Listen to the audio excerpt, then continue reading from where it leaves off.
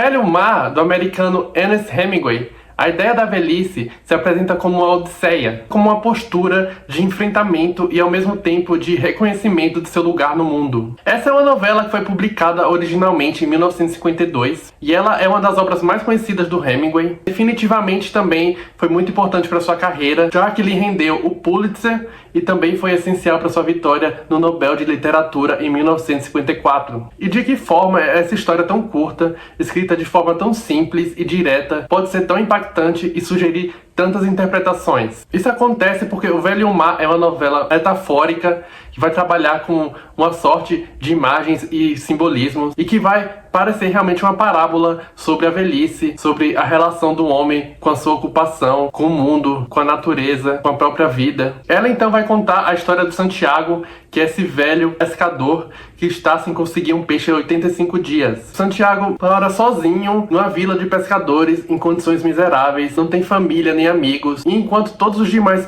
pescadores ali da vila contam com vários recursos para garantirem suas pescadas, mesmo em baixas temporadas, Santiago só conta então com seu velho barco, seus métodos tradicionais e uma espécie de intuição muito aguda que ele desenvolveu a partir de uma relação bastante pessoal que ele tem com o mar. A relação mais sólida que o Santiago vai ter é com o menininho ali da vila, o Manolim, que foi seu aprendiz e que mesmo que não trabalhe mais com aquele senhor, é um rapazinho que ainda vai lhe ser muito fiel, que tem uma atitude de admiração e de veneração a Santiago, que vai estar sempre olhando e cuidando dele. Os dois têm uma cumplicidade muito genuína, silenciosa e que traz alguns dos momentos mais tocantes aqui do livro. O grande escopo da história, então, acontece quando o velho Santiago sai para pescar mais uma vez sozinho, no 85º dia dele sem conseguir peixe. Depois de se afastar bastante da costa, ele consegue, enfim, fisgar um marlin de tamanho inimaginável. Um marlin bem maior do que o próprio barco dele. Aquela talvez seja a maior pesca que o Santiago já fez na vida. No entanto, se trata de um peixe muito robusto, que mesmo fisgado, resiste, e preso ali ao anzol, ele vai levando o barquinho do Santiago para o mar aberto. A partir dali, então,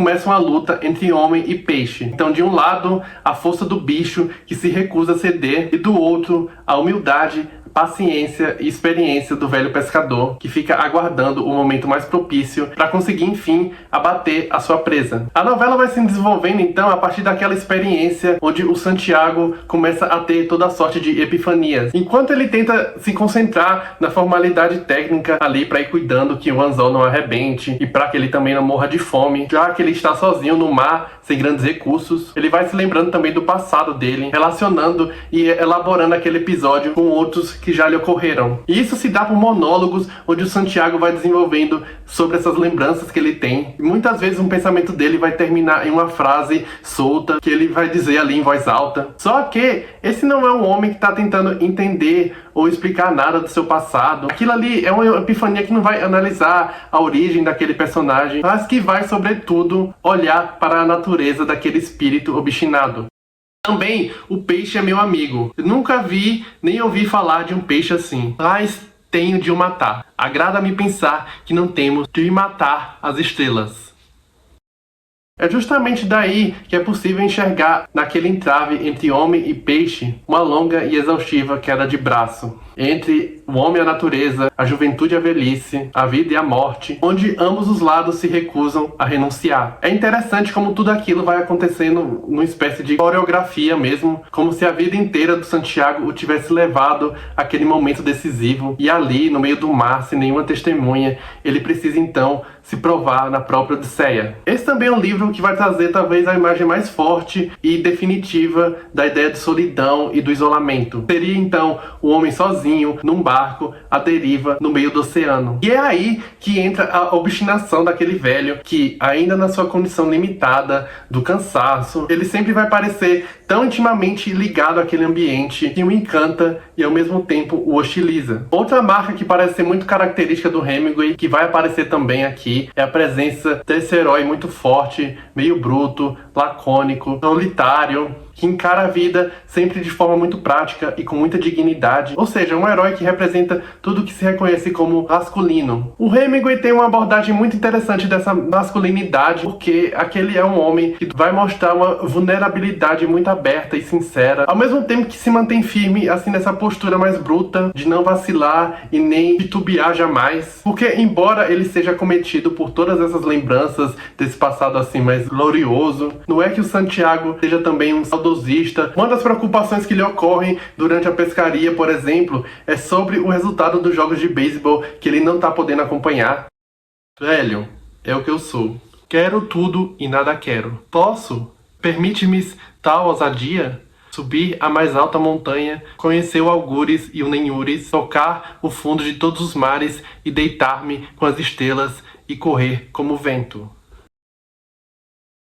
Muito embora essa ideia de velhice, de um homem que não está mais à altura da força e da glória que já teve um dia, possa imprimir uma visão mais melancólica a partir desse livro, ele não é uma obra pessimista, muito pelo contrário. Santiago tem uma atitude muito sábia, você vê como a sabedoria dele vem não só da experiência, mas também dessa troca que ele tem com a natureza. Afinal, como ele mesmo diz, é preciso reconhecer a dignidade do seu adversário para que a batalha possa ser vencida. É uma sabedoria também que permite que ele possa revisitar o passado, mas sem deixar que isso afete o que ele precisa fazer ali no presente, que é capturar aquele peixe. Esse homem, então, que sonha com leões na praia, ali uma missão errática, homérica, que entende que, mesmo sendo alguém que já venceu muitas batalhas na vida, deve-se sempre ir à luta, porque é inevitável. É muito interessante também, porque aquela luta acaba sendo também uma maneira de reconhecer a inevitabilidade da derrota em certos momentos da vida, principalmente quando se pensa como aquela pescaria do Santiago vai terminar aqui no final da novela. Essa edição contém alguns textos no pós-fácil, e ao que parece, o próprio Hemingway era meio contrário a interpretações de cunho mais simbólicos desse livro. Para ele, isso aqui é simplesmente a história de um velho no mar. Isso se revela também no jeito mais pragmático como ele aborda essa experiência aqui. Só que, quando você pensa que uma característica que marca bastante esse livro